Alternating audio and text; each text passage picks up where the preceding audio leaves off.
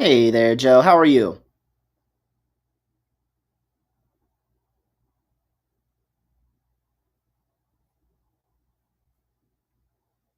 If you're having trouble, you need to click the unmute button. It should be there at the bottom. It'll look like a little microphone. Now can you hear me? Yes, I can hear you now. Perfect, Okay, perfect. sweet. Let me see if I can turn on my camera. Okay. This is my first time having camera on here, so I've not done that one before, but it should be a little button at the bottom. There you are. Hey there. Yay.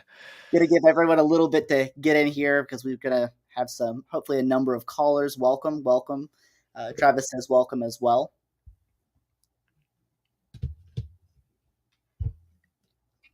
So, how's your day going so far? It's Thursday. I'm Yeah, excited. we are almost at the weekend. Yeah, my day's been going pretty good. Kind of a boring day to be honest, answering a lot of emails. What about you? Mostly just work, living at home, and doing the work stuff. So nothing super special about today, except for that it's my 6 year anniversary with my boyfriend. So that's pretty Oh, exciting. wow. Nice. Wow. Waiting on him to 6 get home, years. and yeah, I know, Wow, right? that's awesome.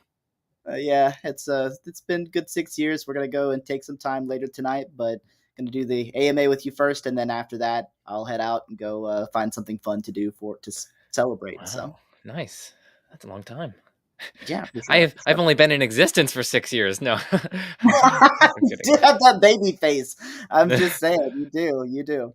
But we're gonna go ahead and get started. Here at the beginning, I'm gonna make a couple of announcements really quickly. We do have, as you guys can see, we've got Joe Schmid here tonight. We've got some other special guests coming up. For instance, we're having Philip Goff on Tuesday of next week. He is a philosopher, associate professor at Durham University, and he is focusing on like philosophy of mind, consciousness, and he believes that essentially consciousness is fundamental to the world rather than being reducible to like physical things.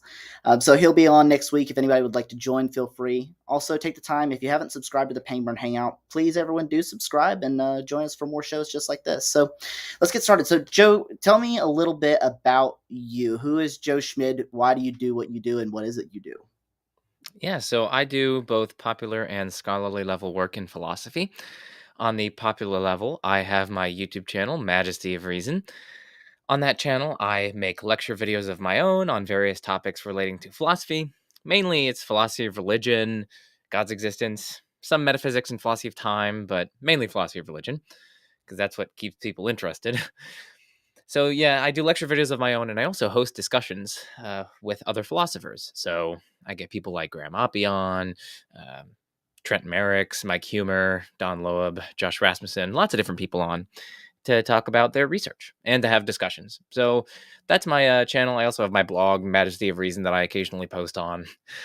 So that's the popular side. And then on the scholarly side, I publish papers and books. I do research. So yeah, people can check out my Phil People profile. They can just search up like Joseph Schmid and they'll be able to find my papers. They're all on there. They're also on my academic website, josephschmid.com. So, and also I just had a book published with Springer, and that is co authored with Dr. Daniel Linford. Let's see if I can point in the right direction. Yes, I did. Okay, I got the right direction. So it's called Existential Inertia and Classical Theistic Proofs. Um, it's not for the uninitiated. It's a very dense, research heavy monograph, but yeah, it's all about traditional arguments for God's existence, mainly cosmological arguments, and basically criticizing them on the basis of recent developments in um, philosophy of time. And yeah, that's the basic thrust of it. I'm gonna dig into that with you in just a little bit. I do want to kind of cover some of that. I don't know if we'll go fully into to some of it, but overall, where do you stand on the question of the existence of God? Are you theist, atheist, gnostic? Where do you stand as of today? Yeah. So, just briefly on terminology, this is how philosophers use the terminology, and I generally go along with them. So, yeah, a theist is going to be someone who believes that God exists. An atheist is going to be someone who believes that God doesn't exist. And then an agnostic is someone who suspends judgment on the question or neither believes nor disbelieves in God's existence. So, that's how philosophers use the terms. In non philosophical circles, the terms might be used differently. That's all right. People use terms differently in different contexts. I've become disillusioned with those sorts of debates. So, I'm just going to, that's how I'm using the terms here.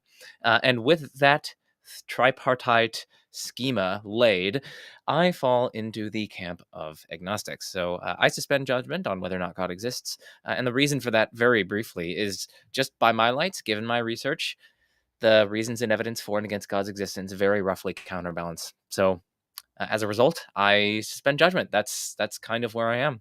So yeah. Awesome, awesome. So, what we might call a fence sitter. I Yeah. also Well, I tend to use the terms very similar to you. I'm not a big fan of the sort of modern atheist movement where they're more of the lack theist than actually making a sort of an argument to the case. yeah, Like in the exactly. traditional usage in philosophy, I tend toward the traditional. It's far more clear and a lot less vague Yeah. um, than the sort of way it's used nowadays. But so if it's the case that you think that the arguments roughly balance each other out, let's start with the theistic side. What would you think are probably the best cases in favor of the existence of God on the theistic account? Good. So one thing I think we should keep in mind is that I think argumentation and justification and evidence is, shall we say, person relative. What I mean by that is whether or not an argument is successful is going to depend on the audience. It's going to depend on you, really. It's going to depend on your plausibility structures, your intuitions, the evidence that you've come across, the books and papers that you've read, etc. So I don't think that there are these kind of abstract arguments that float out there and that are like somehow convincing apart from considering people's background beliefs and knowledge and so on. We always have to kind of assess these things by our own lights, and we have to assess their plausibility, how plausible the premises strike us, whether or not we can come up with objections, whether or not we're aware of responses to those objections. So we all occupy what I call different positions on the epistemic landscape. We all have different backgrounds, different evidence bases, different life experiences, and so on. And that very often gives rise to disagreements and things like that. So with that in mind, we're going to have to assess these arguments, and my assessments here are going to be based on my own research and my own plausibility structures and things like that. So what I find to be the most plausible argument may not be what another person finds to be the most plausible argument. And yeah, that's where conversation kicks in. So for me, one relatively plausible argument is what philosophers call contingency argument, the contingency argument, or it's really a family of arguments called contingency arguments. And it begins with the fact of contingency. So we live in a world of various objects around us. There's this AirPod case, there's me, there's you, there's that little memento Scully, there's my phone right here. Well, there's all these objects around us. But at least for all the objects that I just mentioned, none of those like had to exist. They all could have failed to exist. There's some possible way that reality went such that those things are absent from reality. So my parents might never have met and I would never have existed. Or, this phone could be destroyed and so it could go out of existence, etc. So lots of things don't need to exist. They could have failed to exist. They could have been absent from reality altogether. And philosophers call those sorts of things contingent things. They're things that can fail to exist. They could be absent from reality. By contrast, necessary things are things that cannot fail to exist. They must be in reality. They cannot be absent from reality. So you can think of necessary truths. One plausible candidate for a necessary truth is 1 plus 1 equals 2.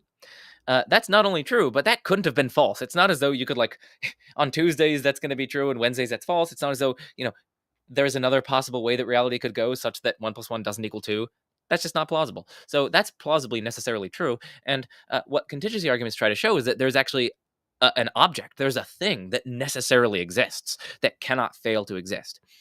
So as philosophers say, this thing or things exist in all possible worlds. Every possible way that reality could be, this thing is in it.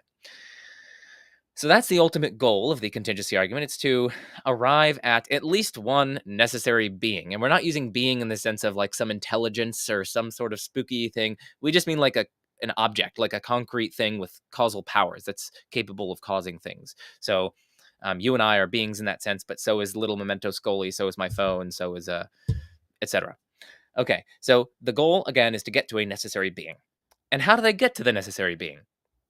Well, they look at the contingent objects around us and they basically say, hey, contingent objects, whether individual objects or even collections of contingent objects, seem to require some kind of explanation for their existence. So you and me, we don't just exist inexplicably. There's a reason for why we exist, namely our parents, and continuing on to now, certain environmental conditions like the Earth hasn't exploded and so on.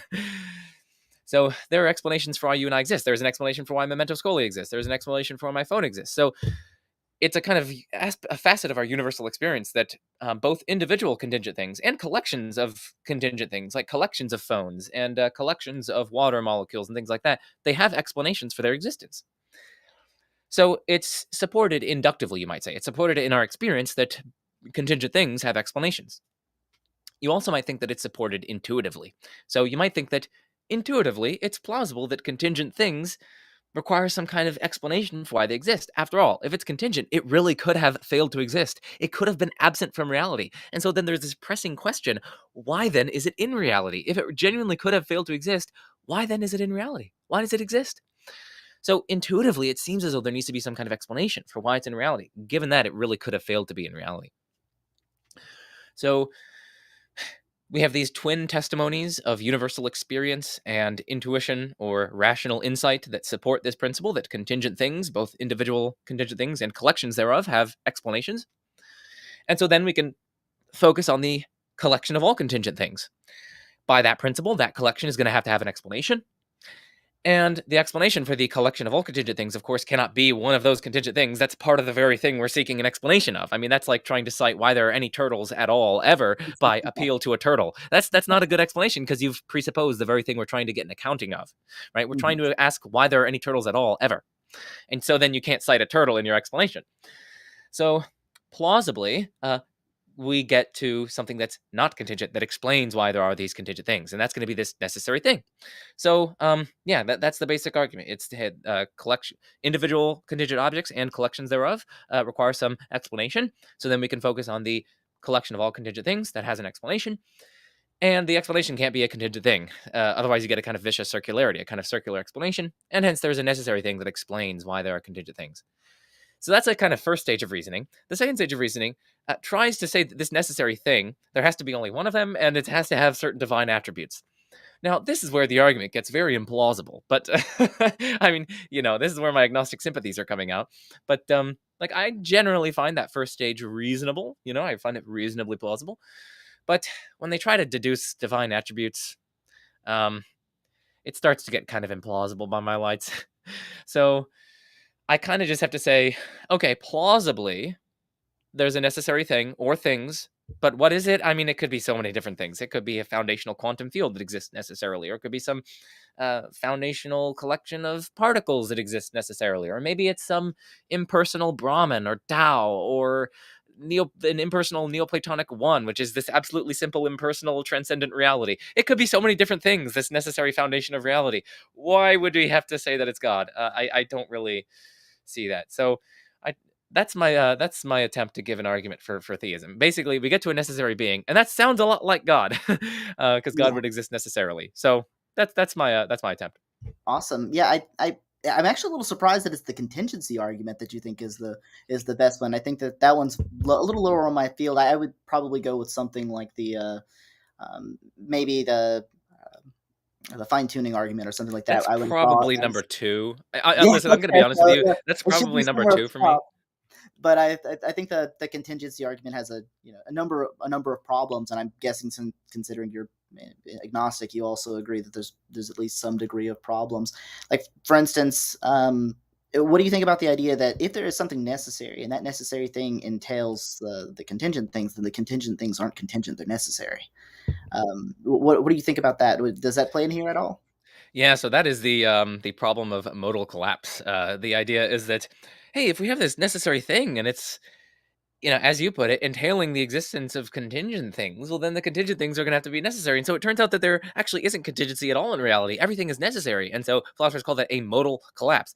And what that means is that all these modal distinctions between contingent and necessary, they're distinctions in the modalities of things, the ways that they could exist, they collapse into necessity. Everything is necessary. That's the basic idea.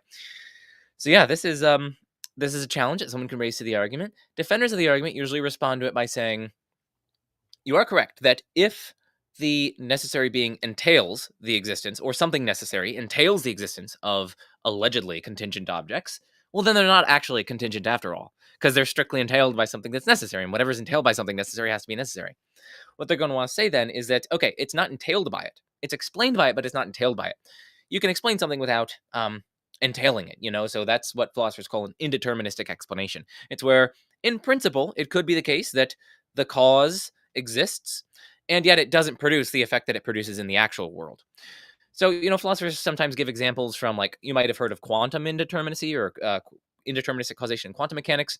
The idea is that there's a certain kind of probabilistic causation that happens at least according to some interpretations of quantum mechanics, at the fundamental level of reality. Given certain initial conditions, there's only a certain probability that a certain outcome would obtain. And given the exact same initial conditions, a different outcome could have obtained with and that has a slightly different probability. But with the same initial causal conditions, different effects could have arisen or maybe no effect at all. And so the initial conditions doesn't then entail a specific effect. It kind of leaves it open, even though it explains it. So that's kind of the idea. They're going to say that there has to be an explanation for the contingent things, but because we're appealing to something necessary, it can't be an entailing explanation. It can't be what philosophers call a deterministic explanation. It has to be indeterministic. We could also think of that as kind of probabilistic. So maybe it only raises the probability that the effect would come about, but it doesn't strictly entail it. So that's probably, and there are different models for that. They might appeal to some kind of quantum indeterminacy to explain that, or they might say, hey, God has free will, and so God has leeway among different options, and so he could choose to create or choose to refrain from creating. So yeah, that's probably how they're going to respond. But it's a really good objection, and it's a worry that they have to contend with. And I can't help but kind of sense that I'm not even sure that the response to the objection would play very well in their favor. Like, you might think, well, okay, so let's say for instance, there's an 80% chance of creation versus not creation. There's going to need to be an account for that as well. Like, there's going to be a difference in God, and so if we're talking about a necessary being, what's the difference in the being accounting for Yeah, that? that's good. That's good. I mean, what I'm going to say, probably they're going to say, is like, well, listen, God has certain reasons, and those reasons have different strengths, and so they favor different worlds that God could actualize differentially. And so that's kind of what gives rise to the different probabilities, as we could call it. And yeah, I mean, and you start to get into the worries about, like, worries from luck for libertarianism. Like, you might think that under libertarian views of free will, where there's this kind of leeway among options that an agent chooses from, so you can fix all the facts about the agent, including their desires, their beliefs, their reasons, etc., and yet somehow the agent could, like, choose otherwise or go one way or the other at the point of choice. So there's this worry that seems kind of arbitrary, lucky. I mean, there's no difference that you can point to in the worlds on the part of the agent to explain why they chose one rather than the other, because all the same initial conditions obtained between them. So it's like, it seems like lucky that one of the outcomes obtained rather than the other in one world. So there are objections here pertaining to luck, and they're difficult, and philosophers try to meet them. And it is the nature of philosophy. It's very difficult, and you try to get all these considerations together in your mind, and it's tough. Makes sense. Good segue into, say, for instance, you've given your what you think is the best argument in favor of theism. Let's go to the atheist side. What do you think is the best reason to believe God doesn't exist? Yeah, so this one I think is much clearer. So hmm, I'm thinking about how I want to set this up. No, I'll just say, so listen, sorry everyone, but we know that, or sorry, young Earth creationists, but we know that evolution occurred. Okay, just deal with it. So yeah, young Earth creationism is false. Evolution occurred. And we know that there have been vertebrates for hundreds of millions of years. And vertebrates, that supports a kind of relatively complex nervous system. And so we have really good reason to think that beings which can experience pain, beings which are sentient, have been around for hundreds of millions of years. And if people haven't noticed, the evolutionary process is kind of grueling. It's a tad unfortunate. Animals are ripped to shreds. They starve very often. It's just a cruel and unforgiving process in which the weak and the sick and the dying are unforgivingly discarded. There is predation, there is parasitism, there's profound languishing, there's profound suffering, there's profound death. The history of evolution is a bloodbath, in short. Yeah, for sure. And so let's think about that. What does that mean for God's existence? Well, if God exists, this is the very means or the very mechanism by which God brought about biological diversity in general and humans in particular. So this is the very engine of his creation, the very engine of his creation, is suffering, death, animals ripping each other to shreds. Now, like, maybe that's, excusable for like a sadistic 2-year-old, but like for a perfect being, for a perfect being which is totally provident over its creation and could have chosen any other conceivable means which didn't involve such horrific suffering for hundreds of millions of years, for trillions upon trillions of sentient organisms, non-human animals, mind you. That just seems so implausible by my lights, that such a being, which is provident, wholly good, knows about the process, and could have chosen a much, much, much far better way to do this, would instead choose, in the very creative act, to bring about biological diversity in general and humans in particular through such a grueling process. That is so implausible by my lights. So it's a kind of evolutionary argument from animal suffering. And, this argument has certain benefits over other formulations of the problem of evil because, what are you going to appeal to? Like free will? No, these organisms don't have free will. These are non-human animals that are ripping each other to shreds so that they can stay alive. Or some of them are just starving. So it's not as though they're like exerting their free will or things like that. Um, what are you going to appeal to soul making? Like are they growing in virtue as a result of this? Well, no, it's not as though like the dinosaur which is being ripped apart by another dinosaur is like growing in courage or something like that. Like, no, that's not plausible. That's not how animals work. So yeah, a lot of the popular responses to the problem of evil just don't work against this. And it's just compounded by the fact that, this isn't like an unfortunate byproduct of something that's like really good. Like, this is the engine of creation. This is the very means by which God brought about biological diversity. So it's not as though this is just like, ah, crap, it's just some happenstance thing that we have to put up with. Like, this is like, this is the very engine of creation. So, um, yeah, all those different factors are kind of different elements of the mix that you pour in, and it makes it a really powerful argument by my lights. So that's probably the best argument.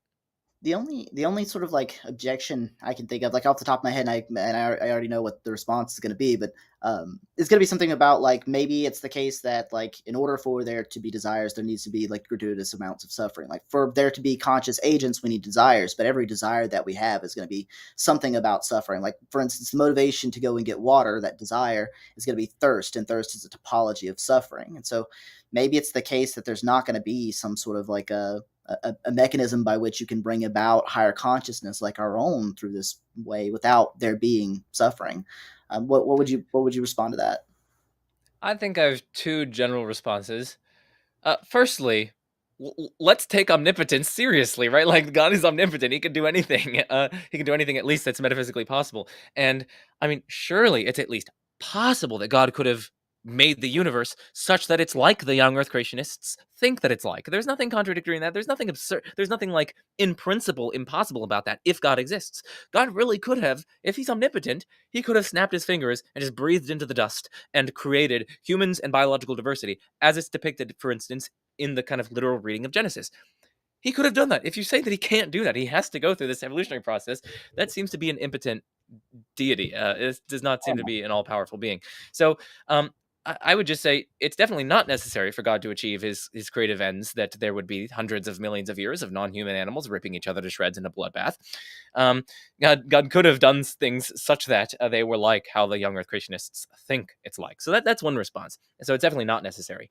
A second response is that even if God had to go through an evolutionary process, and even if that involves certain desires, and even if those desires, at some points are going to be frustrated or something like that, there's a distinction between the kind of dissatisfaction that you get from a frustrated desire on the one hand, or a non-satisfied desire on the one hand, and then on the other hand, the kind of excruciating pain that you experience when you're burning to death, or in the claws, or in the like the teeth of another being, or when you're starving to death, right? Those are quite different, and the latter is much, much worse than the former. So, like, even if there has to be some modicum of some small amount of unsatisfied desires in the evolutionary process, and even if God was restricted somehow to only create by means of evolution, that still doesn't justify the atrocities that occur within the process. There are other ways where you could just have the worst things happening, being Like, yeah, mildly unsatisfied desires for a certain period of time, but we have a world that's much worse than that. Yeah, I think the gratuitous answer is going to be the best one there. I don't see a very good way around that. I'm going to go ahead and start opening up the caller queue, guys. If you do have questions that you'd like to discuss with Joe, feel free. Go ahead and press that button to call in. I'm going to take Aaron on first because it looks like he's calling in. Let's get you up here. Hey there, Aaron. How are you? Okay, I'm fine. Okay, I have 2 points I'd like to make, and I'm going to make this quick. Number one, I am an atheist. Now, when I first saw the title of this call in, it said God is dead.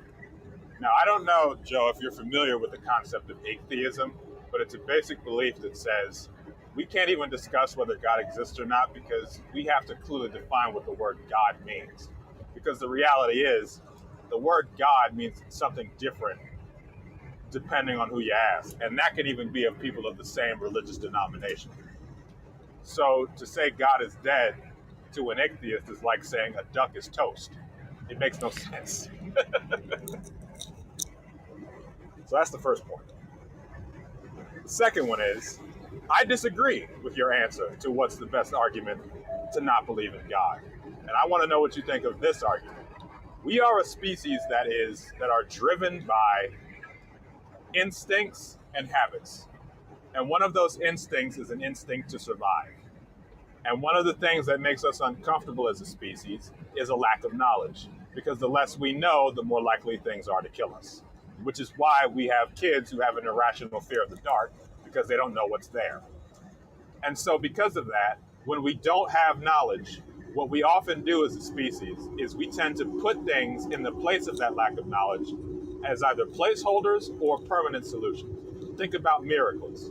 When something can't be explained immediately by science or some other means, we call it a miracle. So, with that logic in mind, it would make sense why we would be talking about a God, because our origin, where we come from, and what we're doing here is a great unknown to human beings. So, because we're uncomfortable with knowledge, not having that knowledge, we put something in its place. What do you think about that? All right, interesting. So we got sort of 2 points there. So on the first one, I think I'm largely going to have to agree. Like, the word God can mean different things to different people. People understand God differently. They conceive of God differently. Um, so I think that that's just a good point. And I'm not sure if it's as absurd as saying duck is toast because in English there's at least a family resemblance among these concepts of God. There's something like creator in there, something like good in there, something like powerful in there. But yeah, roughly speaking, I think you're right that God means different things to different people, and we just have to get clear on that if we want to have a productive discussion about it. So at least as I and philosophers of religion use it, God is something like a foundational, fundamental, conscious, personal creator who is omnipotent, omniscient, and perfectly good. That's something like the main concept of God that philosophers discuss. But there are different concepts, and those are fun to discuss as well. So largely in agreement with your first point. Your second point, that's interesting. So what I'm not quite seeing here is how this is an argument against God's existence. I think this offers an explanation for why maybe some of our ancestors, or maybe why some of us even, feel the need or are pushed in some way to postulate the existence of God. It's because we kind of want to fill a gap in our knowledge, something like that.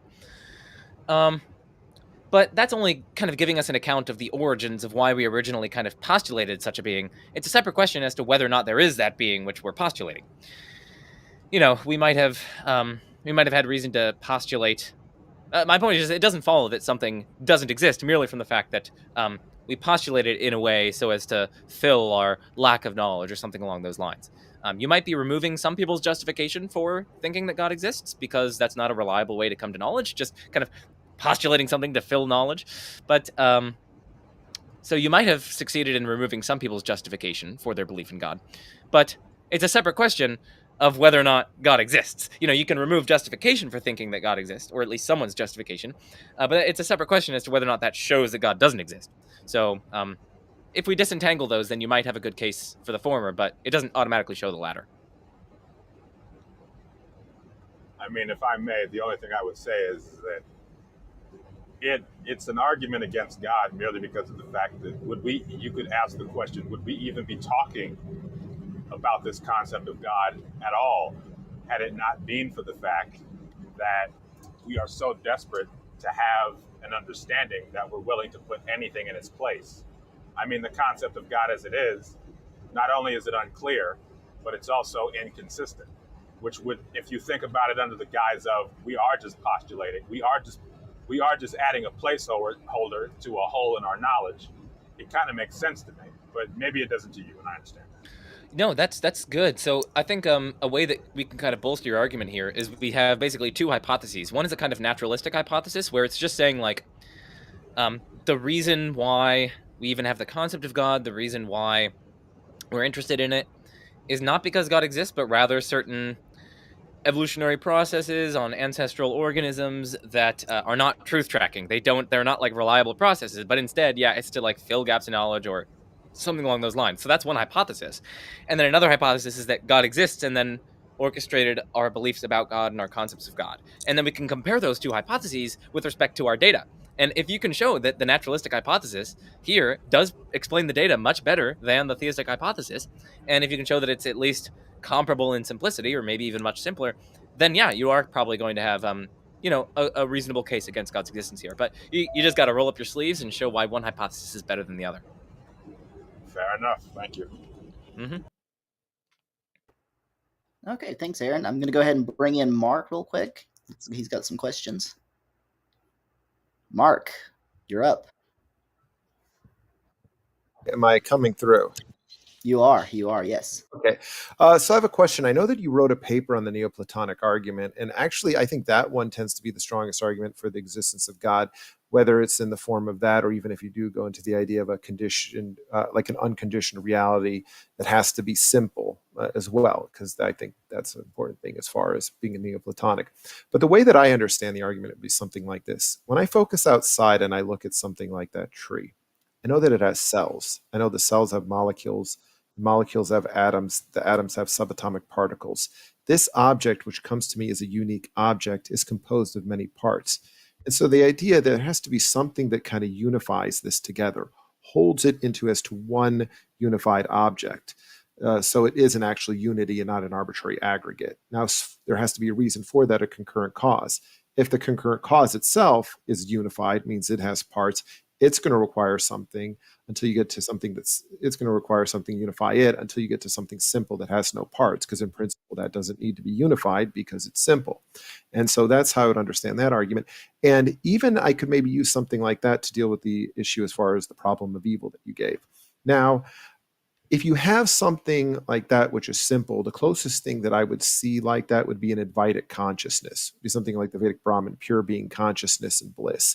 Now, that being the case, I kind of have this, let's just say, abstract for a chapter by Yuji Nagasawa, which he actually deals with the situation. You're talking about the systemic evil, biological evil, and how bad that is. But he states here, despite the systemic nature of evil, both theists and atheists typically uphold existential optimism. This thesis that the world is overall a good place and that we should be grateful for our existence in it. Rather than phrasing it as the world, I would phrase it in that Neoplatonic structure, that Vedantic structure, that there's something about being that it's good. There's an inherent bliss structure to that as well. And that gives the tension that he's talking about here. The combination of systemic evil and existential optimism gives rise to the existential problem of systemic evil.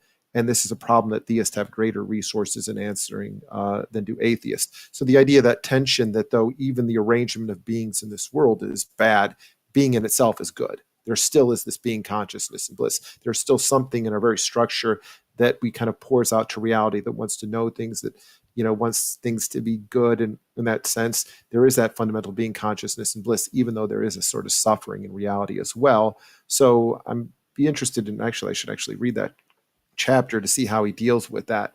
But as to those 2 points, like the Neoplatonic argument to the existence of God, and as to what this guy's saying, that he as a theist believes he has greater resources because he can deal with that concept of existential optimism, that there's just something fundamental, that we think reality is good or existence itself is good at a very fundamental level. And that tension between, again, being good, but the arrangements of beings being bad is explained better under theism than atheism. Okay. Yeah. Yeah, awesome. Thank you for that. So I'm going to grab my book. There we go. I got it. Okay, let me open up. Sorry. So I actually have a whole chapter of this book on the Neoplatonic proof, and so I think this listener will be really interested in that chapter. Yeah. Yeah. So it's chapter 9 in this book. I go through a number of different responses to it, and my point is just that I think it'll really help this listener, and I hope, and even if they're not convinced by it, I hope they can at least Bear in mind, I'm appreciate. not a Christian, though. I actually think the Yeah. Trinity violates divine simplicity. Well, I'm glad that we agree with one another. So yes, I think that that's also true, and I think that the Trinity is in tension with that proof. I think if you take that proof seriously, then anything in which there is internal multiplicity or differentiation is going to have some external principle that accounts for that unity, or that accounts for the unity of that multiplicity of elements. Even if those aren't strictly speaking parts, they can define parts however they want. There's still a differentiation among divine persons, even if it's only a relational opposition. Okay, cool, fine. I think if you take that reasoning seriously in the Neoplatonic proof, yeah, any Trinitarian being which has that kind of internal multiplicity is going to have to require an outside principle that explains why it exists. So that's actually one of the criticisms that we develop in that chapter. But there are also other sorts of criticisms, and I think you'll really enjoy the chapter. And again, even if you don't ultimately agree with it, at the very least, I hope it serves you well. Here, I can at least just gesture towards some reservations. So one reservation is the idea that we can explain why an object's parts are unified at a given moment, but we don't need to appeal to an outside sustaining or concurrent cause, as you put it. We don't need to appeal to that in order to explain it. And so one of the tasks in our book is to develop a variety of different metaphysical accounts of persistence. That's just a fancy name of explanations of why something exists at a given non-first moment of its existence. And we give a number of these metaphysical accounts that don't make reference to any outside sustaining cause of the object in question. So these are, as we call them, metaphysical accounts of existential inertia. It allows objects to persist in existence without being continuously sustained in being from without, and also for there to be an explanation even of why it exists at a given moment and why its parts are unified at a given moment. So we go through a bunch of different explanations of that, and one of them is appeal to transtemporal causal relations. So maybe the object at this time is causally produced by the previous phase of that object, as it were, in conjunction perhaps with the absence of factors that destroy the object. That's one explanation. Another explanation appeals to the nature of change. There are other explanations besides, but the basic idea is that one way to reject this argument is to say, no, you actually don't need a concurrent or sustaining cause to explain the unity of an object's parts at any given moment. Instead, you can appeal to one of these metaphysical accounts. So anyway, for listeners, I advise them to check out my book, Existential Inertia and Classical Theistic Proofs, for more on that.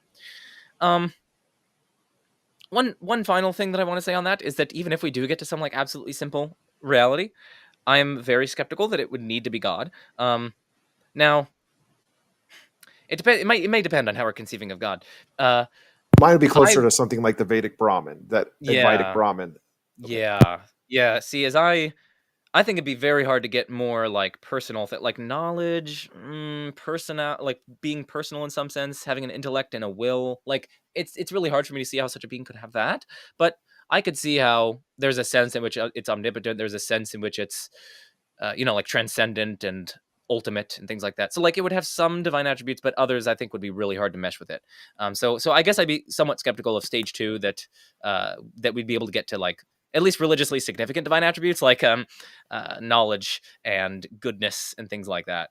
But would you have problems with not to interrupt? Would you have problems with Shankara's understanding, or someone like Plotinus, if their kind of view as far as how they view the unconditioned reality? Like Shankara, it's a pure Advaitic consciousness that doesn't have thoughts in it, because if it had thoughts, that would have sort of a multiplicity. And the same thing for that. So if you were specifically limiting it to someone like Shankara or Plotinus, would you find any kind of problems in divine simplicity with their notion of what they would call quote unquote God? Good. I might get caught up on the use of the term God. As I understand God would be something like a personal reality with knowledge of some kind. And it's just so hard for me to see how this absolutely simple thing would be personal. At the very least, I don't think stage 2 arguments for the personality or, the personhood or whatever personal aspects of this thing succeed. So, but are there independent challenges for that sort of view? I mean, one thing you might think is like, is it possible to have consciousness without like contents or objects of that as kind of thoughts or something like that? It's an interesting question. Maybe you can't have that in the human case, but we're not talking about humans, right? We should cast away those anthropomorphic conceptions. So, but yeah, I mean, if I were to be convinced of this sort of way, I'd go like the way that Plotinus goes. So I think that's more respectable than how people try to mesh this. Oh, we just try to get in Trinitarianism, and we'll say that it has knowledge and also cares about the contingent world, and it desires union with creatures, and it intervenes in the world, and we can pray to it, and it listens. I would definitely resist that sort of conception. But anyway, I'm rambling at this point. Your second point that I'd like to go on to, which is the point about the kind of existential optimism. Yeah. So I think one point that we should keep in mind is that it may be the case that like reality on the whole is overall good, even though like a god would not be permitted in actualizing the world. So there might be certain aspects of the world that are just like intrinsically impermissible to actualize, even though those are kind of like the axiological disvalue of those states of the world is outweighed by certain good results that come about from them. So there might be deontic constraints on what God is allowed to do and allowed to actualize, even though those actions don't diminish the overall utility of the world so that it's like negative. So, you might think that it's just intrinsically impermissible to actualize creatures in this kind of way, where they're just like ripping each other to shreds and destroying one another and just burning to death and things like that. So there's still issues here, I think. And we can also just ask, how expected is this data on the two hypotheses? I actually think that the data is consistent with theism. I think it's perfectly consistent with theism. I think you can tell stories.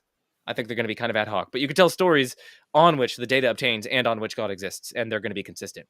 But we can still ask, is it expected on the hypotheses? How expected is this on naturalism and theism?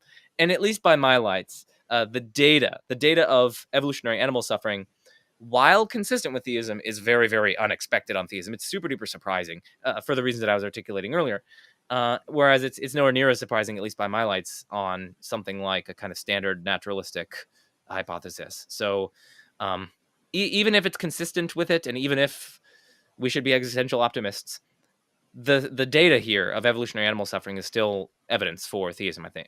Evidence for atheism or evidence for naturalism, just by dint of the differential expectations of the data.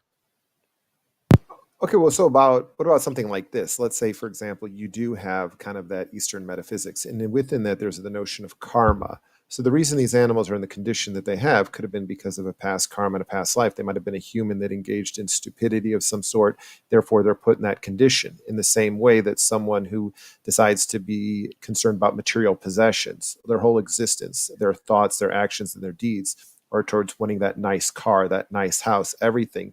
Well, they're going to be put in a condition in the next life, like in the realm of the hungry ghost. It's going to be a miserable existence, but in that sense, it was their karma putting them into that. The same thing for humans. So we're going to be in the condition we are because of our karma. So what about that possible response? Good. So when presented with challenges to a view, it is always possible to add auxiliary hypotheses which render the data less surprising.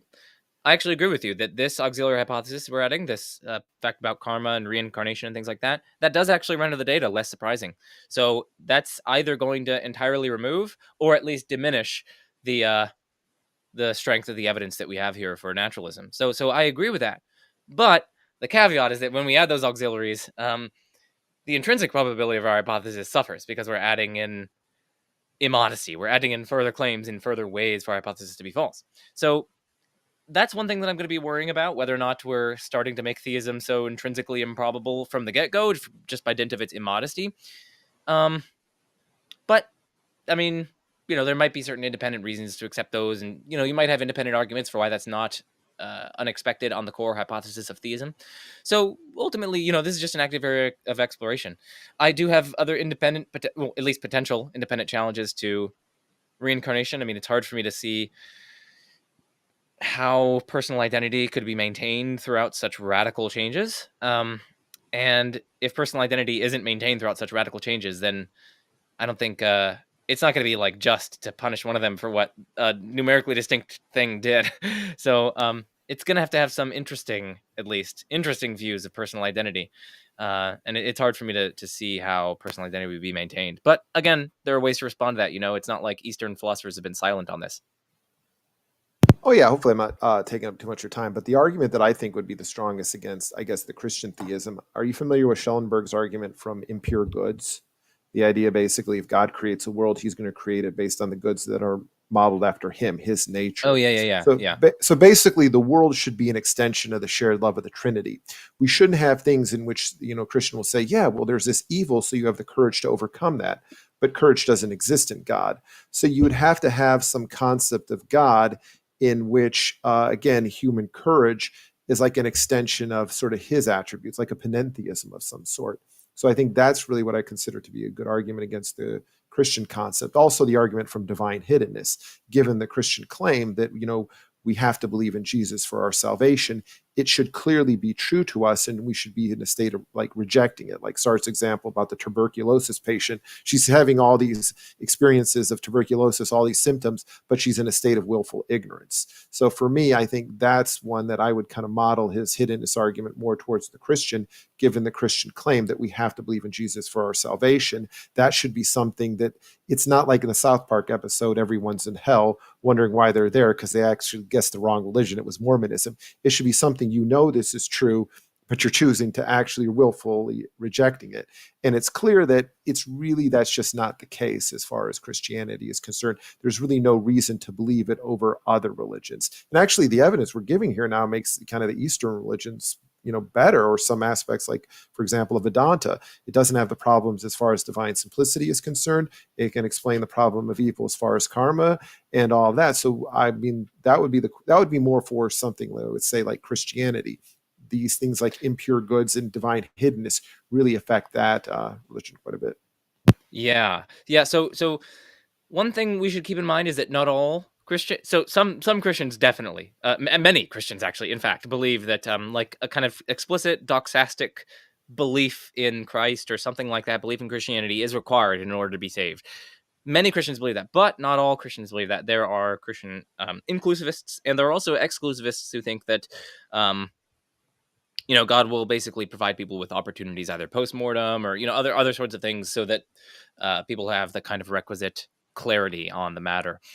So not all Christians fall into that, but among those that do, I'm going to have to be honest with you, I find divine hiddenness, the argument, just very compelling against those sorts of Christians, because I think it's just so clearly true that there is non-resistant or non-culpable non-belief.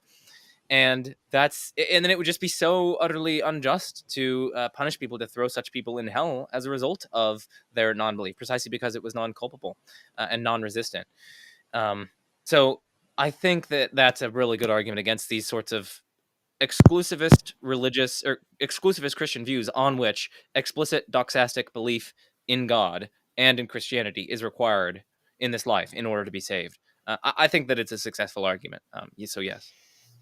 So I'm going to go ahead and hop in right here if I could. I've invited Mark up on the stage so he can continue the conversation should the caller queue not fill up. Guys, please do go ahead and call in if you have questions. I'm going to take the next caller now.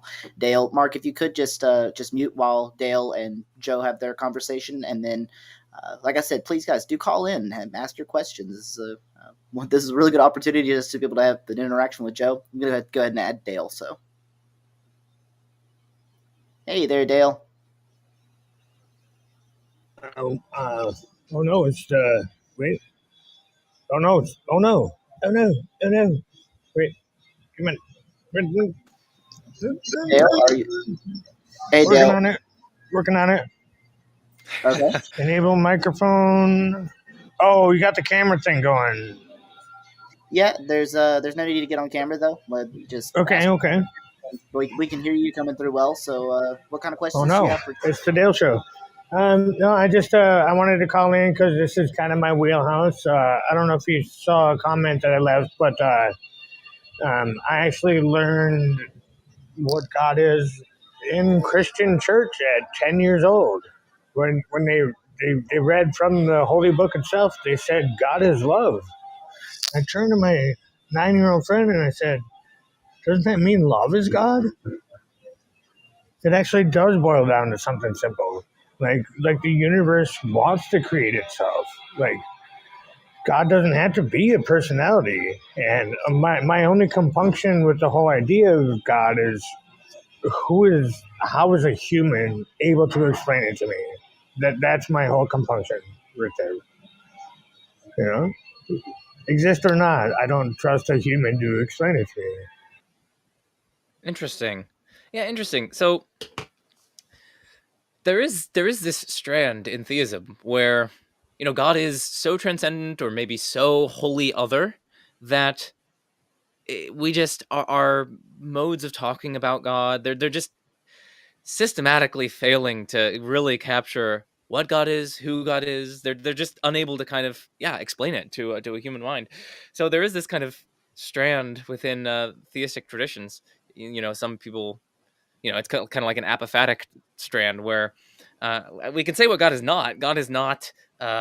He's not a water bottle. He's not finite. He's not like you and me. Like we'd say what God is not, but like when it comes to giving positive content to what God is, He's just so transcendent and wholly other that it's just we're unable to really kind of grasp who God is, what He's like. So, that's an interesting I sort of can view. agree with that. Yeah. I mean, I think it's an interesting sort of view. I mean, one of my worries for that kind of approach is that it then becomes hard to argue for God's existence.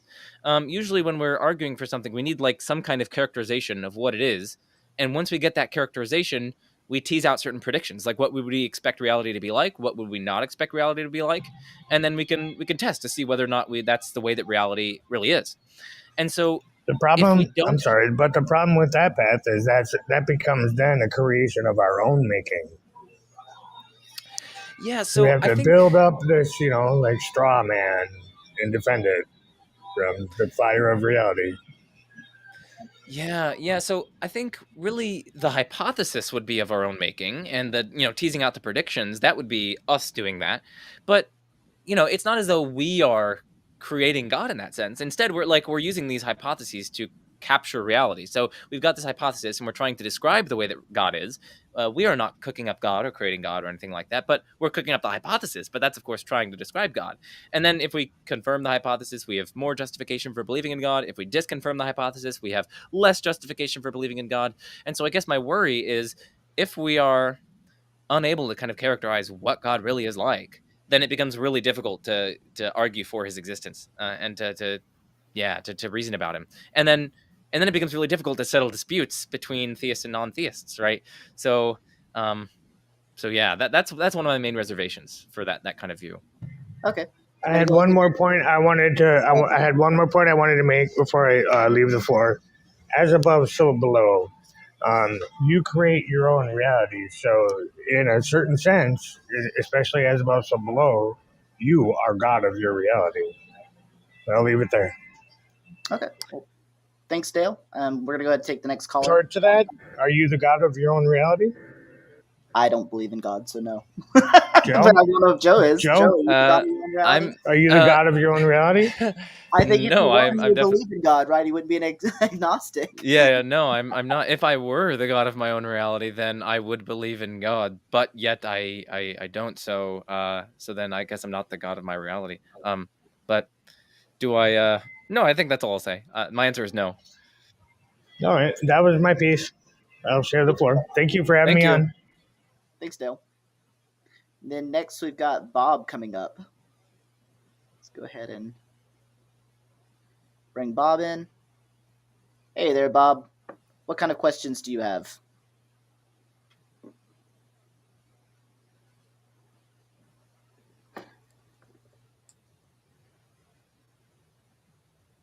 Maybe his Bob, mic is muted. are you there? Tart to Bob. Test 1 2. There he is. Hey there, Bob. All right, is my mic like oppressive? Is it a good volume? No, it's good. It's good. Okay, so Joe, it's nice to meet you. I've been recently like kind of dipping my toes into the whole like philosophy of religion conversation after coming from purely just standard like epistemology, moral, sort of regular mainstream kind of philosophical topics. So a lot of this stuff is kind of like new on me, but I'm drawn to it because I do think like I think theology kind of addresses like sort of, you know, postulating about a foundation for a lot of like our conventional perspectives. But nonetheless, listening to what you're, you know, picking up what you're putting down, and I like a lot of the ideas that you have. So I'm going to ask you some of the questions that I asked like some of my peers on here when we, you know, back and forth about God and stuff like that. So the first thing I wanted were your thoughts on arguments against a personal God in light of biblical narratives. So one issue that I've had a lot with like theists that I have like conversations with is that there's just like no free will. It's kind of determined because God has like the pre-knowledge of all things and stuff. So there's really no like authentic authoring and choices. But at the same time, it seems clear to me that at least based on the Bible, that there are mandates or there are obligations that we come into being with, and if we can't choose, you know, to follow them, what sense would like ideas of culpability and redemption in front of God really mean? So I just wanted to get your thoughts on that, you know, just to start us off. Yeah. Wow. Okay. Sorry, I'm excited because yeah, I had this course. So I graduated from Purdue and last year, and in my second to last semester, I had a course with Dr. Michael Bergman, really good philosopher, and it was on fate and free will, and we talked about this problem of divine foreknowledge in significant detail and read a lot of the literature. So hopefully, I can remember some of the stuff that we studied in that. No. Yeah, so it's really interesting. Yeah, so as you point out, you know, in the biblical narratives, God is portrayed as having this kind of infallible foreknowledge, or at least arguably he's portrayed as having this kind of infallible foreknowledge of what will come to pass. But also, we are given certain mandates and obligations, as you say. So we're supposed to be responsible for our actions, and so at least we have freedom, at least in the sense of sufficient control over our actions, so as to be held accountable for them, or so as to be responsible for them. But how do these two mesh? How does God's infallible foreknowledge mesh with this kind of responsibility or freedom that we have? It's an excellent question. And, you know, there's this kind of standard argument that we couldn't do otherwise, and so we couldn't have an obligation not to do otherwise, based on God's divine foreknowledge, his infallible foreknowledge. It goes something like, premise one, God believed 1,000 years ago, even before I was born, and we could talk about humans, God believed thousands of years ago, since the dawn of time, he believed infallibly everything we're going to do. So he believed infallibly that we're going to be having this conversation right now. He believed infallibly that I was going to be saying these exact words right now, etc. So that's our first premise. God believed before all of us even existed that we're going to do exactly as we do. Premise two, we don't have control over the past. Like the past is fixed. We can't do anything about the past. It's over and done with. There's no use crying over spilled milk, right? So we can't do anything about the past. There's nothing we can do about it. Premise three, if we can't do anything about the past, and if something about the past strictly entails something about the future, then we also can't do anything about what's going to come to pass in the future.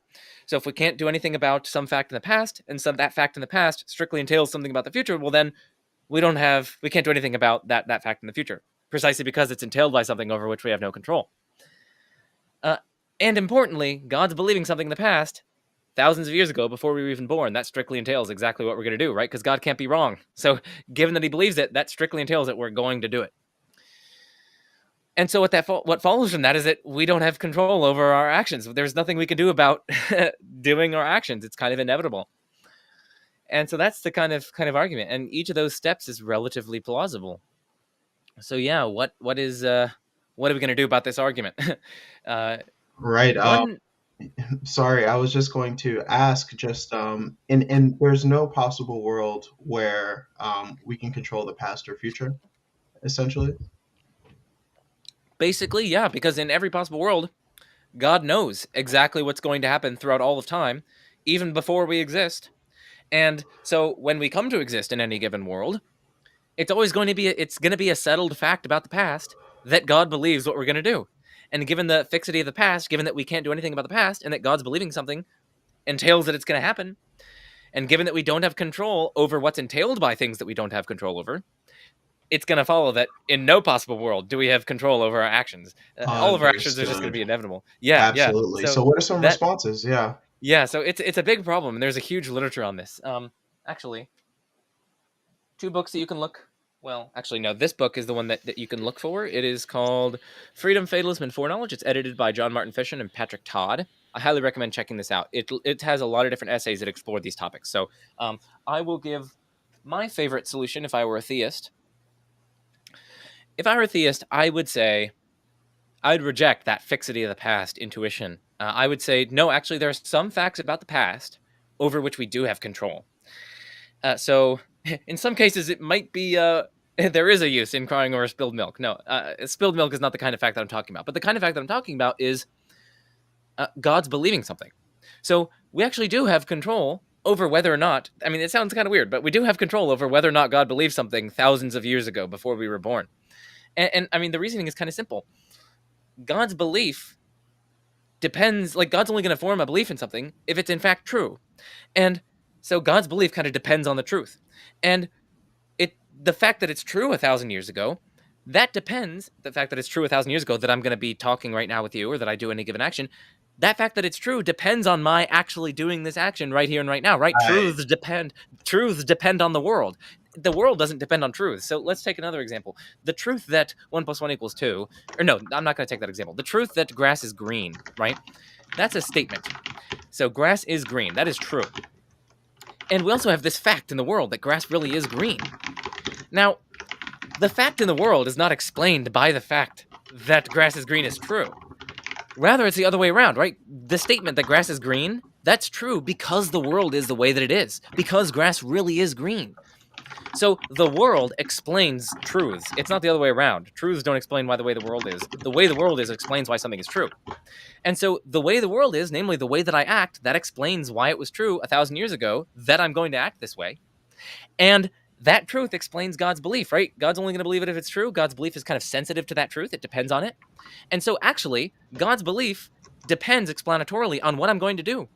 And I think when something depends explanatorily on what I'm going to do, then I kind of have control over that, even if it's in the past, because it depends on what I'm going to do, right? So I have control over it. So I think that I've actually might have proposed this, but it's unwittingly because I'm not familiar with this proof, right? But something that I've thrown to theists was this intuition I had that, against the free will notion, or the lack thereof, that what if it's the case that God just created a world where we can in fact author choices, maybe he is some sort of modal necessity, but perhaps he's created contingent being that is somewhat homeostatic or self-regulative, right?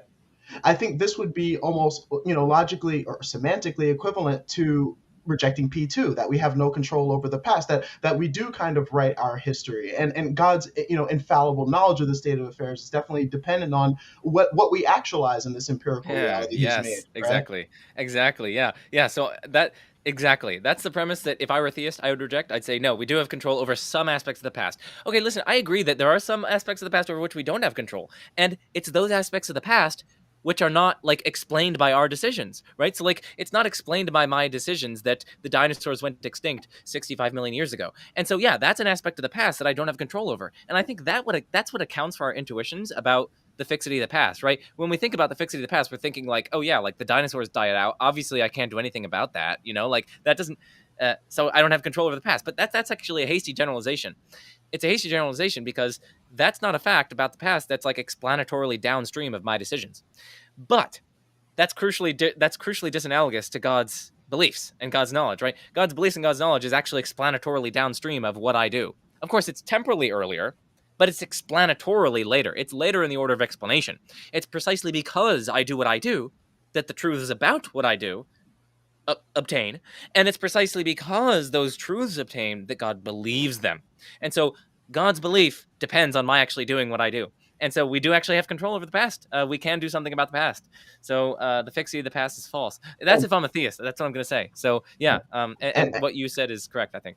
A theme that runs through this, I think, is a notion of kind of a linearity to time, right? And I wanted to segue kind of into, maybe if you could for me, maybe get it more into your sort of metaphysics of persistence. I actually have never thought to think about persistence. I think so much about being or static being, right? In this sort of logical stasis, but I don't think about what it means to persist and like sort of what we might say the necessary conditions are for persistence. And you were kind of getting into it a bit. You didn't get too deep. So maybe if you want to break that down, not to make you quote your book too much, because I'm interested. Yeah. Yeah, no, exactly. Yeah, so like, I mean, just the general phenomenon, we can ask a lot of questions about persistence. The general phenomenon of persistence, of course, is just that like things continue to exist over time, right? So in some manner, I exist now, and then I also exist now. Okay, so in some manner, I persisted over time, and objects, more generally, at least we tend to think, persist over time. There are various questions that we can ask about that. One question is like, how do things persist over time? Like, in what manner do they persist over time? Some people think that objects are wholly present at each and every moment at which they exist. So, like, you are talking right now to the entirety of me. You're talking to the whole of me. I am wholly present. The whole of me is present here and now with you. And then I'm wholly present at the next moment. And then I'm wholly present at the next moment, and so on. Those people who think that things persist by being wholly present at each of the moments at which they exist, those people are called endurantists. By contrast, there's a different view, and that says that how do things persist? Well, they actually instead persist by having temporal parts. So the whole of the object is actually like a four-dimensional space-time worm. It's an object that is not only extended in space, but also extended in time. So they think of time as like a four-dimensional block. So time is a fourth dimension along with the three dimensions of space. All times are equally real. Objects as a whole is like the whole space-time block of their entire existence. So from me, year 0 to year whatever, however I live to 80, year 80, right? So that's the whole of me, that big block. And you're only speaking to a part of me right now, not the whole of me, but a part of me. It's a temporal part, namely the part on Thursday, February 23rd, 2023. So that view says that, yeah, things persist by having parts at each of the moments at which they persist. And then they have like infinitely many of those parts over their spans of their lives. So these are two interesting views. And there are questions about which one is correct and so on. In our book, we briefly explore that question, but there's a deeper question, I think, that we're more interested in the book. And that's not how things persist, but why they persist. Asking why they persist is like, okay, set aside how they persist, whether they're wholly present at each of the moments at which they exist, or whether they merely have temporal parts at each of those moments. Why do they persist at all? Why do things continue to exist over time? What explains that? And in our book, we go through a bunch of different explanations. Yeah, so one explanation of why things persist is that there are certain like causal relations that relate the successive phases of an object's life, as it were. So let's not treat those phases. We're not going to take a stand on whether or not that's like the whole object at that time, or whether or not it's merely like a part of the object. But if you have causal relations, we generally think that if like A causes B, well, then we have an explanation of why B occurred. Like if the cat caused the milk to knock over and spill, well, then the explanation of why the milk is spilled on the floor is because the cat knocked it over, right? So causal relations undergird explanations. And so if we hold that there are certain causal relations that obtain among the successive phases of objects' lives, so like an object at this moment and then the next moment, the object here causally produces its existence at the next moment, then we have a kind of explanation of why something persists, namely in terms of this kind of cross-temporal or cross-time causal relation. So that's one explanation that you can cite. Another explanation that you could cite would appeal to like the nature of change. So you might think that, hey, whenever things change, there needs to be some kind of causal explanation for why they change. You might find that plausible. There needs to be something that brings about that change. And if that's the case, well, then if there's no cause which brings about a change, well, then something's going to remain unchanged, right? So think about that. If something changes and that change needs a cause, well, then if there isn't that cause, then it's not going to change, right? So then if we say that then there's no cause of why something would like spontaneously cease to exist at a given random moment, well, then it's just going to follow that it's going to remain unchanged in that respect. So it's just going to persist to the next moment. It's going to remain unchanged with respect to its existence. So it's going to just remain in existence, precisely because there was nothing that could have caused it to cease to exist. So that's another kind of explanation. It appeals to the nature of change. Basically, something changes only if there's some kind of cause that induces that change. And so if there's no cause that induces a change, something's going to remain unchanged. And so then we can explain why things persist in existence, that is, why they remain unchanged in respect of their existence, by appeal to nothing causally inducing them to cease to exist, so that nothing came along to destroy them, This for is instance. where you get that inertia idea from, right? Yeah, If a that's force exactly doesn't act on a body, it doesn't move, right? Exactly, bingo. That's where existential inertia comes in. Like both of these are what we call metaphysical accounts of existential inertia. We define existential inertia in a very, very precise way, and we explain how both of these are models on which existential inertia obtains. But yeah, you just made that connection, and you're starting to see why it's kind of called existential inertia. That's beautiful. So, lastly, just because I know it takes up a lot of time, these conversations, I feel like every bullet point of like, what you've brought up, it could just be extrapolated on for hours. But, I just wanted to tie it in just sort of maybe with a more cultural question, which is like the current state of religious belief. I don't really have a steady observation on this, but in your view, do you think we're seeing maybe in like a place like America more philosophically inclined theism in developed Western countries, or are we actually still seeing sort of like the devout worship coming from like a real congruence with the ideas presented in the religious corpus? Good question. So I'm gonna have to be honest with you. I don't know. I'm just gonna have to be honest with you. It's a good question. I tend to surround myself in circles, so there's this kind of availability heuristic or availability bias. The only examples that can come to my mind, well, not the only examples, but the main examples that can come to my mind are like the philosophical theists, because that's the circles that I swim in. But I can't really rely on that availability heuristic because it's a bias, it's a heuristic. So I honestly don't know. I don't know which one is more popular. I mean, I'm kind of seeing like young Earth creationism on seemingly go down, like it seems to be on the down, and which is good, and so that's kind of signaling a downfall of, I guess, more literalistic approaches to Christianity and more I guess more sophisticated approaches. But I guess so that's like been a trend that I've noticed, but I don't know if Yeah. it's backed up by data. I mean, I think I've read something that it's going down, but I honestly don't know. So Well, so well, I guess my answer is sort of. It's yeah. maybe, I don't know, but sort of. Well, sort of the philosophical theistic sort of milieu that maybe you feel a part of, right? People alongside your peers, people who are writing at the same time as you, people who are thinking at the same.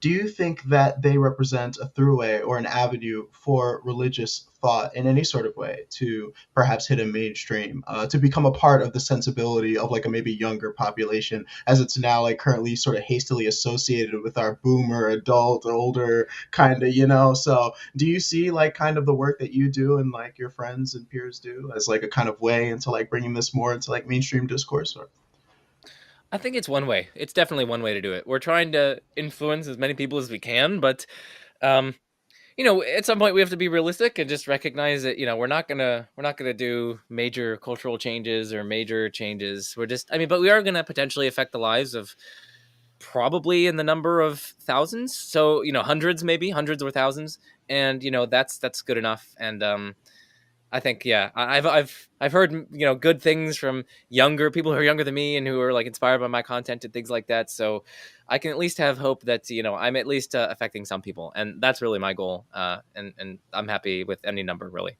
pleasure. Thank you for having me on. Good stuff as always, Tart, and have a great night. Thanks. Thanks, Bob. Thanks. Thanks, Bob. Before we take the next caller, we've got Clark coming up here shortly. I wanted to set out a quick announcement. Please, everyone, if you have not subscribed to the Pangburn Hangout, please do subscribe. We have shows like this going on all the time. Literally every day, we've got something going on.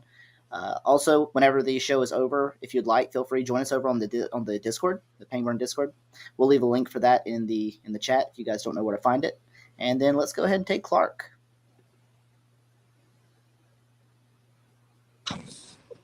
Hello. Hey, Clark. Hey, how's it going? Is my Going audio good. good? Yeah, you sound great. What kind of Okay. questions do you have for Joe? Okay. All right, Joe. I'm a really big fan of your work. I just have a couple things I want to bring up quickly. So, from my understanding, you make a distinction between existential inertia thesis and existential exploration thesis, and obviously, according to like the inertia thesis, objects of our experience are going to persist in existence unless something acts positively to destroy them.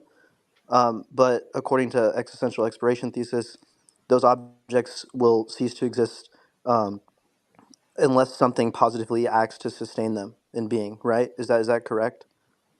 Yeah, yeah. Okay.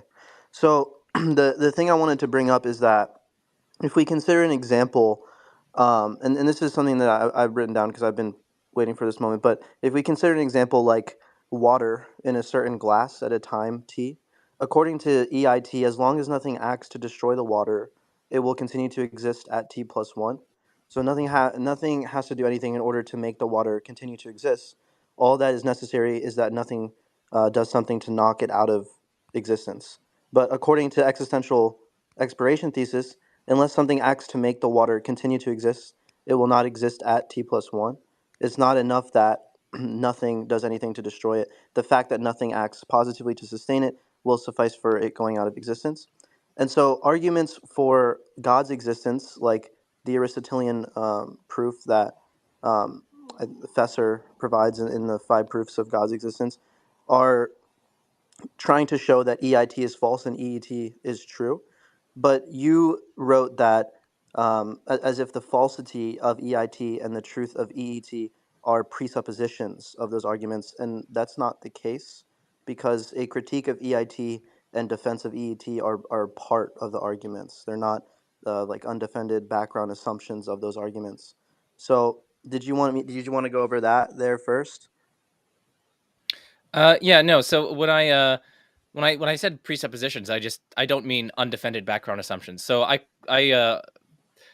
advise you to check out my blog posts. Let me bring them up. So this is exactly what this is something that Phaser brought up in his blog post, and I pointed out how he misread me on that point. So yeah, no, by presupposition, I didn't mean an undefended background assumption, and that's, I use presupposition throughout the paper in ways that are just even inconsistent with that usage. Instead, I mean something that is required in order for the argument to succeed. So yeah, I don't mean it's an undefended background assumption. Of course, Phaser tries to give justifications for it, and I respond to those in the paper and also in the book.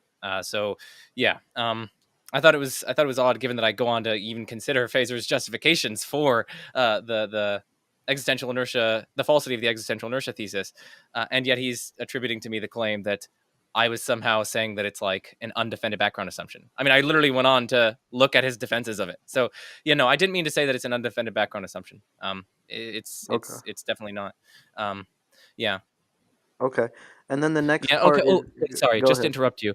Um, I recommend checking out my 2 blog posts wherein I explain why that is the case, and I respond to actually precisely this point. One of them is called, so it's on majestyofreason.wordpress.com.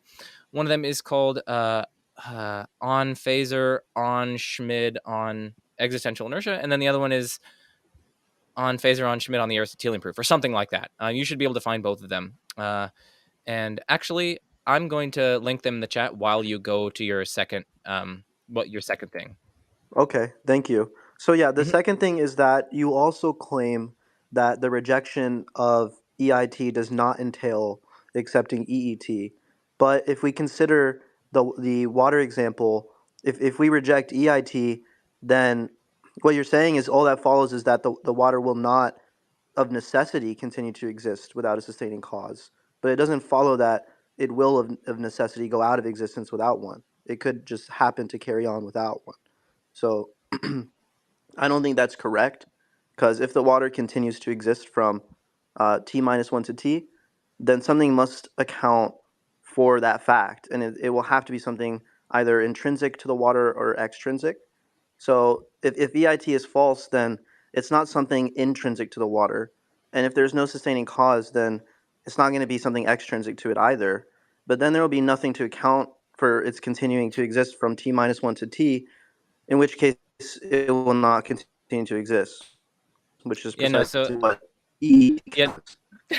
and no, I these are also things that I've already responded to in the blog post and in my book. So yeah, you're basically uh, taking these from Phaser's blog posts, which I've responded to in depth in the 2 posts, and I responded precisely these points. So no, existential inertia is, you can perfectly have something intrinsic to the object which explains why it persists. Perfectly compatible with that. There might be some disposition on the part of objects which explains it. There might be some that's what we call tendency disposition accounts. There might be something extrinsic to an object, but which is not an external sustaining cause of the object, which explains why it persists. And that's going to be perfectly compatible with existential inertia. We go through the causal account that I was giving earlier on. It's a kind of trans-temporal account where an object at a given moment is explained by something extrinsic to that object at that given moment.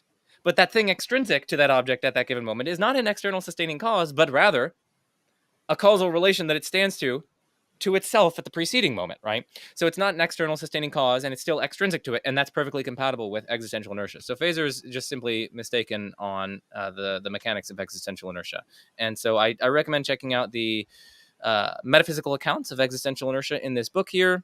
I address Phaser's point there explicitly in the book, as well as in those 2 blog posts. So I will link those for you in the chat. Sorry, I didn't get time to link them. So there's one that I'm putting in. And I did want to say I'm not sure if it was you or Tart that gave that slide chuckle in the beginning there, but if it was you, I might have to go debate bro on you, and I'm gonna ask you to demonstrate the incoherency of Fesser's position. I was Tart. go debate, bro. No, I'm just kidding. No, let's not go debate. Let's take the time because I do want to take the next caller. Clark, I'll bring you up to the if you want to come up to the speakers, if you can mute while Josh was talking to him, and then if we've got some time afterwards, I've got a couple of questions coming from the chat, and then you guys can have a back and forth briefly if you like. Up to you guys. But I'll go ahead and invite you to come up if you'd like. Let's go back down. Where'd you go? Wait, so I just wanted to say, if you wanted me to demonstrate something, I already explained precisely that in my book that I just published. So it's already been demonstrated. But Fesser critiqued your book. No, he didn't. He hasn't responded to the book at all. He responded to the 2 articles. He responded to the 2 articles that I published in 2021. I responded to his responses. They were confused and involved blatant misrepresentation, which I point out in my blog posts, to which he hasn't responded. And then this book, which was just published a couple months ago, which he hasn't responded to. So you made a false claim there. He did fold you on the PSR stuff, though. That's all I'll say. If we could, No, Clark, he did. I've never rejected the PSR. I have never rejected the PSR, so he didn't fold me at some all. of the argumentation actually that I've seen you use uses at least a weak version of PSR. Yeah, But, I actually endorse it. So yeah, that's what I was like. I'm pretty sure if I remember right. Okay, so we've got Joshua up next. Gonna go ahead and let Joshua. What kind of questions do you have for Joe? It's a bit of a. Wait, can you hear me? I don't see my thing like glowing or whatever. Yeah, we can hear you fine. We can hear you. Yeah, I thought they would do like the little glowy thing like it does on your speakers thing. Hi Joe, I think I was on your last Q&A on your server. Yeah, I remember your voice. Your voice. Yeah. This is like I don't know. It's kind of a weird question. It's like it's a bit convoluted and a bit. It's not really. It's basically sometimes I like to use like I guess notions of like God and theology and metaphysics for like ideas for like stories and stuff. And I wanted to, and I kind of like you wanted to maybe guess ask like your kind of philosophical perspective on some of the metaphysics I guess use for the story. So this may be like a weird question, but I don't know if you'd like maybe it would be worth like asking or I'm a bit nervous, so I'm kind of It's all good. but I guess yeah. But basically, how they had this story I want to maybe make in the future where, I guess you could call it God or something, some sort of creator thing, basically creates the world. Before like guess creation, God itself sort of has an existential crisis because it's going to be infinitely responsible for whatever it creates. Because it's the only thing it can be held accountable to is itself. So, in order to offshoot this responsibility and hold itself accountable, God becomes a multiplicity of infinite free agents that it like sort of negates itself into becoming, which I know sounds like very like fluffy, but basically to overcome its own, like God to overcome its own. Um, this is trippy and kind of weird, but overcome its own like responsibility, and also uphold its own responsibility. It basically gives its freedom and its power to an infinite number of things in the world that it creates, and that's its one choice is to give everything else the choice, and it's called this God of this one choice. It's called the will for togetherness because its only choice was to create togetherness itself. And I know this is like a weird kind of artistic, maybe even like dare I say like continental sounding weird sort of thing, but I don't know. Do you have any thoughts on that from a philosophical perspective? I know it's not they're in the typical like analytic sort of style of might deal with, but Yeah. it's just got a story, but it's but and they promoting it as like a thesis, but it's like the idea is that God wants to offshoot its existential like dread of infinite responsibility by splitting its responsibility infinitely into its creation, and then also the creation itself will be responsible for whatever happens, and will be responsible because it is its creation in a weird way, because it's made of the same freedom that God had what it was. And so and that's another weird notion I have, like that if God is this freedom and the world's made out of God, then the world is also freedom in a weird way. Interesting. Yeah. See, I guess okay. So there are a few options here. Well, one option is to give positive reasons to think that that's not the case, and then another option is just to ask why I think that that is the case. It's not saying So it is the case. It's just like yeah, yeah, yeah, that's why it's like just what I swear, like what are the things like the like the implications of that, like I don't know, like just like just saying whether it is or is not is that's not really my goal. But maybe that's not the type of question usually like addressing and sort of like yeah. No, I mean, I think you it's a like good question. What I'm thinking is that there are going to be alternative models of ultimate reality that firstly explain the data just as well, or if maybe even better, but secondly are much simpler. And if that's the case, well then we're going to at least minimally have more reason to accept those other models. And if they're incompatible with this one, then this one has to be less probable than those. And so minimally the one that you're offering is going to be less probably true. It's not going to be probably true. Instead, it's going to be probably false, because there's something incompatible with it that kind of surpasses it in probability. So I mean that's an argument that immediately comes to my mind as a potential challenge. The again, the basic idea is that it seems as though we can get much simpler views of ultimate reality that explain the relevant data at least equally well as this view, if not better. So I'm wondering what you think about that. See, do you think that it's kind of unsimple? It just seems a bit immodest. The the claims here, like infinitely many different free beings that are responsible and that are kind of offshoots of this one infinitely free being. Like, uh, oh yeah, but then that's not. I didn't make it because it was simple. I was always because interesting, like a parable of like notion it's just thought it was an interesting like no like I did like that's why for like a story. I'm not trying to make it like a philosophical argument for it. That's yeah, part of yeah. No, I mean, I the agree idea that is it's like definitely an interesting story. the notion is like that God itself would have an existential crisis if it had infinite responsibility, and one way you could offshoot this responsibility is by giving its responsibility to its creation. Maybe, and this would be like sort of like an eight, sort of a temporal sort of grounding, sort of like uh, sorry, it's like a sort of grounding sort of thing, where it's always made this decision to be this multiplicity of agents. Yeah, Um, so I definitely agree with you. This is an interesting story, and it's fun to think about. Um, I guess I'm too focused on whether or not something is true and trying to assess it. That's kind of my philosopher instincts kicking in. So, but yeah, I definitely agree that it's interesting and it's fun to think about.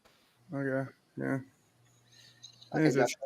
Sorry, Um, I think we're gonna go ahead and take Jolly because we're getting close to yeah, bye. time here. I'm gonna let Jolly go in, and then afterwards we have one or two questions. I hope you're still good on time. Are you okay for time, Joe? Or Yeah, yeah, maybe 10-ish more minutes or something like that. that work? Perfect. Not a problem there. Okay, so let's go ahead and take Jolly, and then we've got two questions from chat, and then we'll wrap things up, guys. If you, like I said, if you have not subscribed, please do subscribe to the Pangburn Hangout. Jolly, you're up.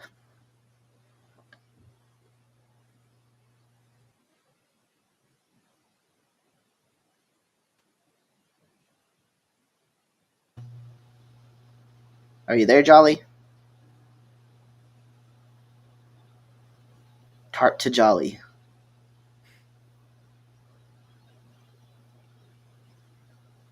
Okay, well, while Jolly's getting that sorted out, I think maybe Jolly's having some issues with maybe unmuting, or I'm not really sure. I'll go ahead and ask the questions that I have in the chat real quick, and then if Jolly gets that fixed, we can come back to there. So we have a question from Travis Pangburn himself. He's asking, how do you solve moral dilemmas? Well, through careful reflection and reasoning. That's how. No, I mean it's a good it's a good question. I mean, it's an interesting question whether there are like true moral dilemmas. But if there really are, because I guess that's kind of a presupposition of the question, then yeah, how do you solve them?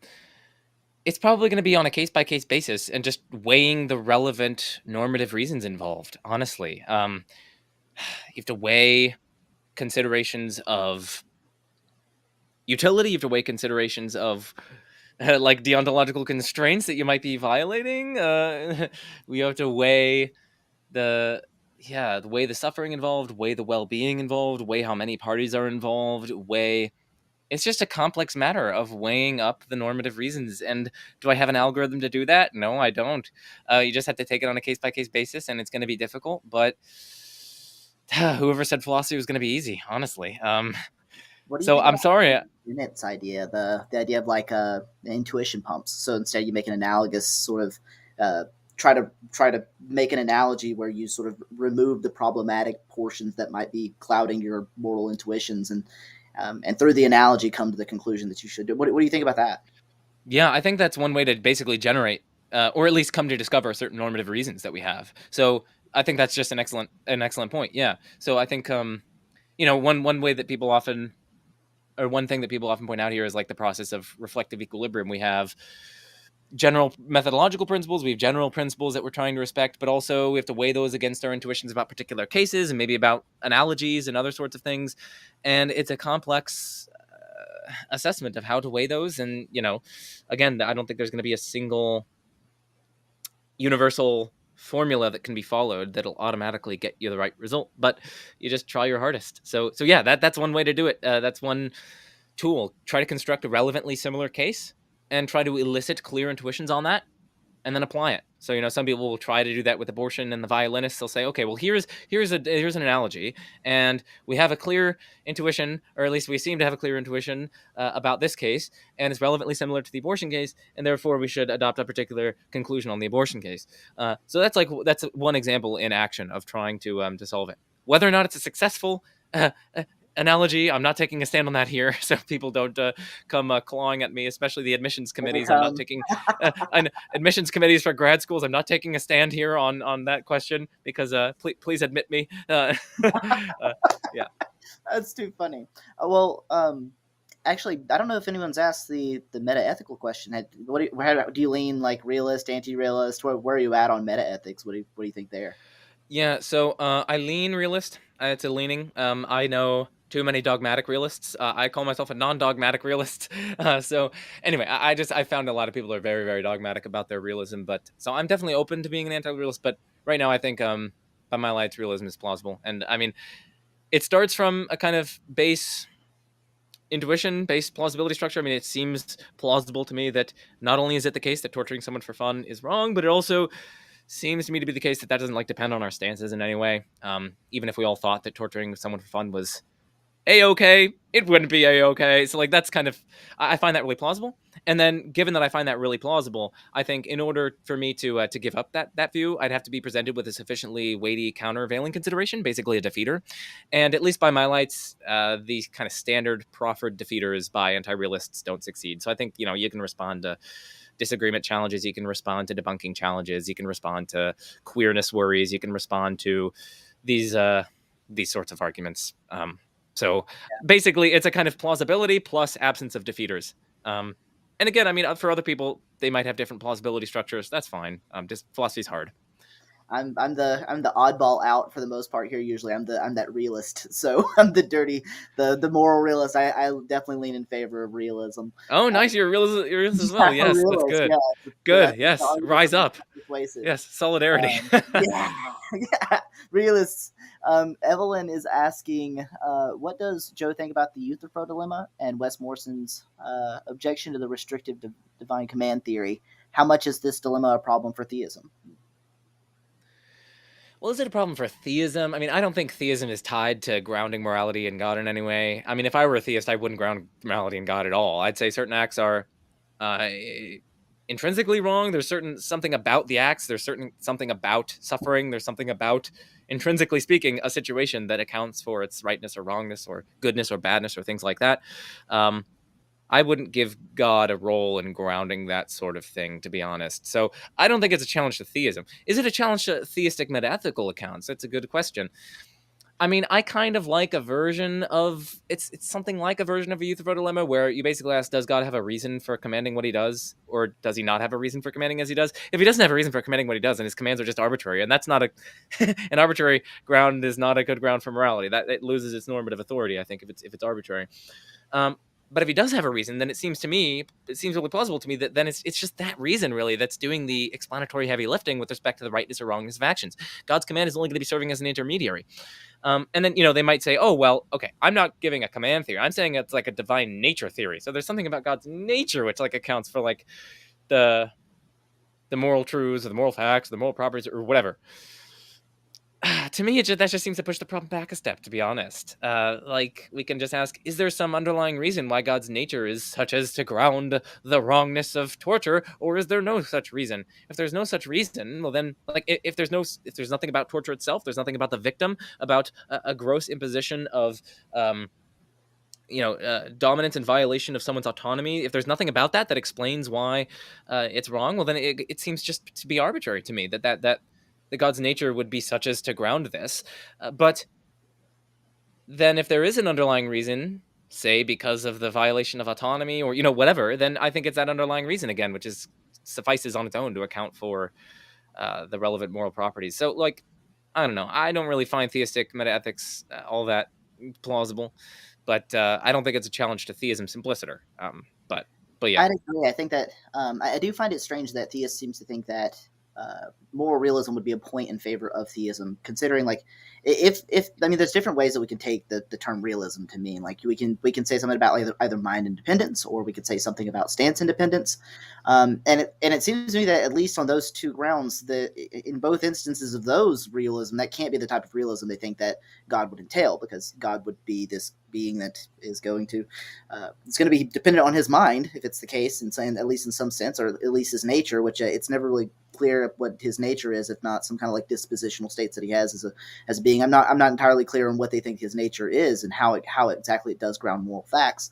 But it's going to be the case that everything's going to be dependent on the mind of God, and so it can't be mind independence. And so if it's stance independence, then I don't know what the role his commands would have involved in it, right? Because it would be his stance that he's expressing when he's saying that. And so I find that peculiar. So I do think that if realism is true, it counts at least in my view, it counts as in favor of atheism rather than theism. I have the opposite sort of intuitions they do. What are your thoughts on that? It's a good question. I honestly don't know if it counts in favor of atheism. I mean, for broadly the reasons we've been articulating here, I don't think it counts in favor of theism. To me, it's just a kind of like I mean, I lean towards thinking moral realism as such is evidentially irrelevant to it. I honestly think the probability, I mean, this would be necessarily true if true at all. So like the probability of it on theism and on atheism is 1. And so it's not as though like you can't have it on theism. So like the likelihood ratio is going to be exactly the same basically for the respective hypotheses. And so it's going to be evidentially irrelevant to them. That's kind of my view. Does it favor atheism? I don't know. I don't think so. I guess I don't really, I guess I don't really see that. I'm going to be honest. Fair enough. I'll take that as an answer. Let's try Jolly one more time, and if we're not able to get Jolly, we'll go ahead and wrap things up for the evening. Again, everyone, we will be continuing the conversation over on the Pangburn Hangout, so please feel free to join the Discord and come over there and have a discussion with all of us. Jolly, if you are there, let's try to see if you can't speak up and say something.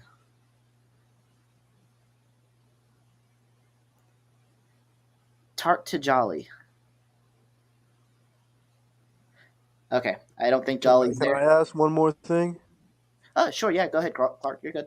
I was just wondering real quick, Joe, there was one other claim that you made about the EIT and EET, saying that neither of them have a presumption in its favor, so that like they're a priori, they're evenly matched.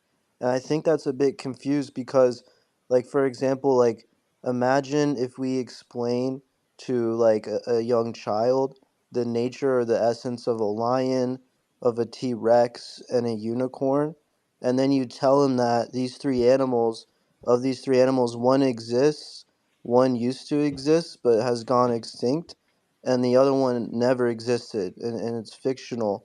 And then you ask him to tell you based on his knowledge of the essences of each, which is which, and he's not going to be able to tell you because there's nothing in the essence or the nature of these things that could by itself tell you whether or not it exists. So existence is something additional to the essence of a contingent thing.